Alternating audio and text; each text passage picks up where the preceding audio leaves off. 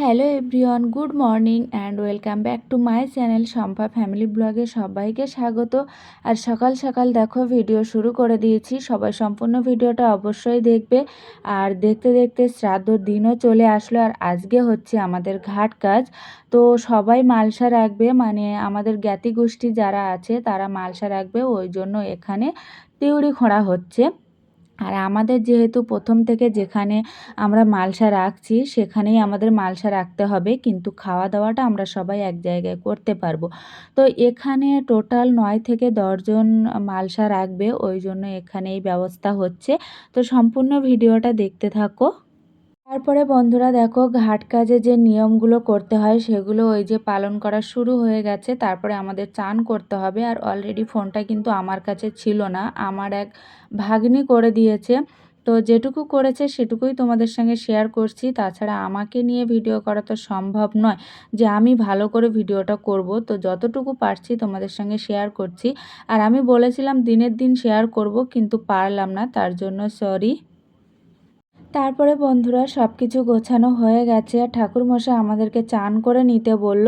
তো এই যে দেখো সবাই চান করে নিচ্ছে। চান করে এবার আমরা দশাকর্মর কাজে বসে যাব, কারণ অলরেডি কিন্তু একটু লেট হয়ে গেছে। আর আমার ছেলে দেখো উঠতে চায় না।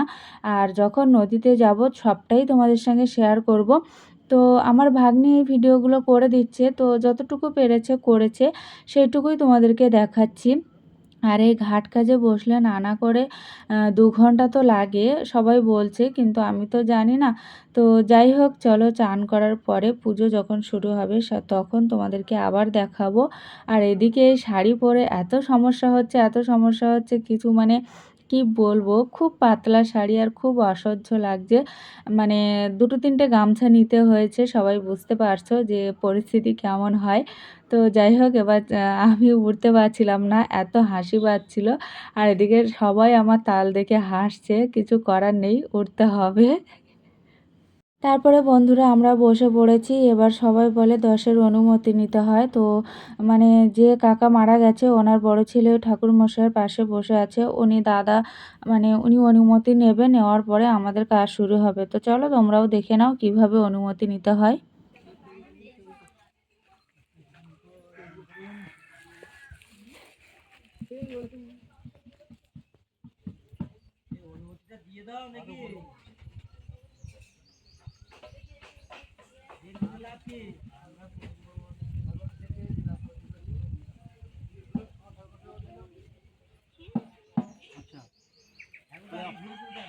আপনার 10-এর অনুমতি ক্রমে আমার অনুমতি।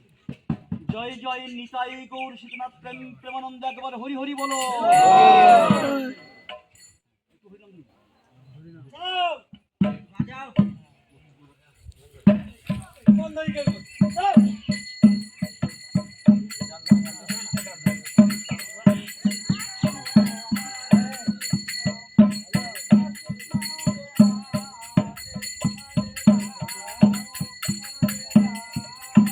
তারপরে বন্ধুরা সমস্ত কাজ কমপ্লিট করে, মানে ঘাট কাজের কাজ কমপ্লিট করে পিণ্ড জলে দিয়ে আমাদের মালসা রেখে তারপরে আমরা খেতে বসেছি। মানে আজকের সাদা কাপড়টা টোটাল বাদ দিতে হয়। তো যাই হোক, আজকের লাস্ট মালসা। তো ভিডিওটা দেখতে থাকো, সবই বুঝতে পারবে তোমরা। তারপরে বন্ধুরা দেখো মিষ্টি বানানো শুরু হয়ে গেছে। তো তোমাদেরকে আমি সন্ধ্যের টাইমটা একটু দেখাচ্ছি, এরপরে বিকালের ভিডিওটা দেব। কারণ এইটা আমি মাঝখানে কেন দিলাম, যেহেতু ঘাট কাজের দিনের মিষ্টিটা বানানো হয়েছে, ওই জন্য আমি এটাই তোমাদেরকে দিলাম, কিছু করার নেই।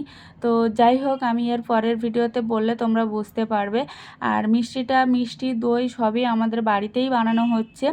আর যাই হোক, একটা কথা বলি, আজকে না একটু ক্ষতি হয়ে গেল। মানে 3 থেকে 4 মালসা দই যেটা পাতা হয় আর কি, সেই দুধটা পড়ে গেছে। মানে ইনি তো মানে মাস্টার মিষ্টি বানানোর, উনিই বানাচ্ছে, কিন্তু উনি গ্যাসের ওভেনের মানে আগুনটা মানে আস্তে করতে যেয়ে জোর হয়ে গেছে, ফায়ারটা জোর হয়ে গেছে, উনি আস্তে করতে যাচ্ছিল।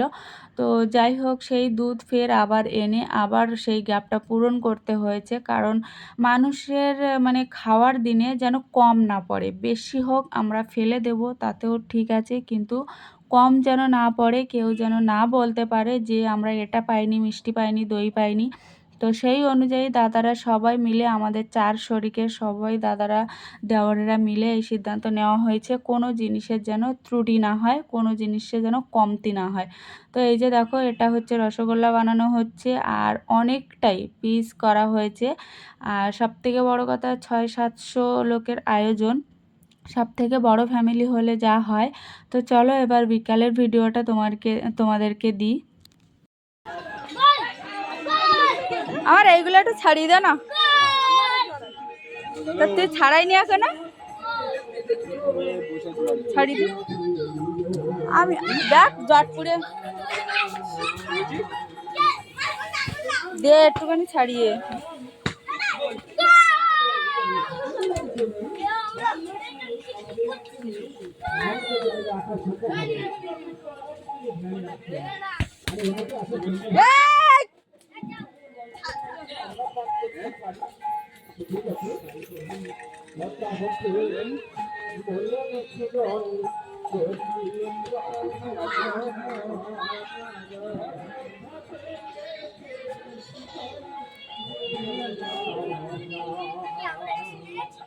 তোর ছাড়ি দেবো না আমি, আমার তো ছাড়ি দিয়ে দেখ এগুলো দেখ।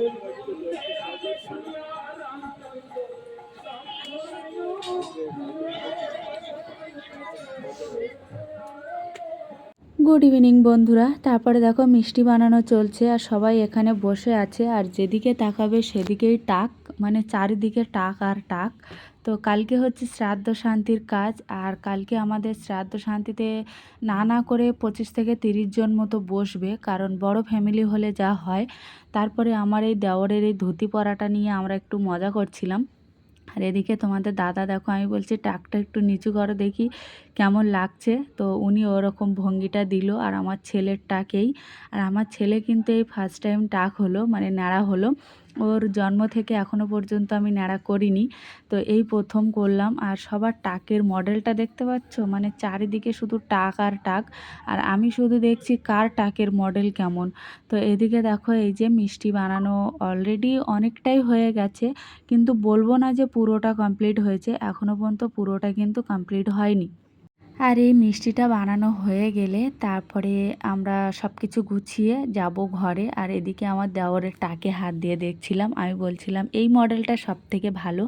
আর আমরা বাড়ির মধ্যে যে কটা বউ থাকি সবাই খুব আনন্দ করেই থাকি, তাই দেওর বলো ভাসুর বলো সবাই খুব আনন্দ করে থাকি।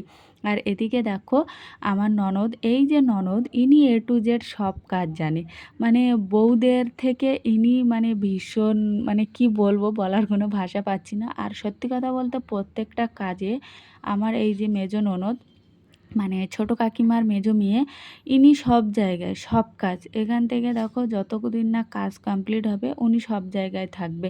তো চলো এবার ঘরে যাই, আর ভিডিওটা এই পর্যন্তই রাখছি। কেমন লাগলো সবাই কমেন্ট করে জানাবে। আর দেখা হবে নেক্সট ভিডিওতে। কালকে আবার সকাল সকাল উঠতে হবে, কারণ কালকে প্রচুর কাজ আছে। তো টাটা, সবাই ভালো থেকো, সুস্থ থেকো, সাবধানে থেকো। দেখা হবে নতুন ভিডিওতে। আমরা তো এবার ঘুমোতে যাচ্ছি। গুড নাইট, সবাই ভালো থাকবে।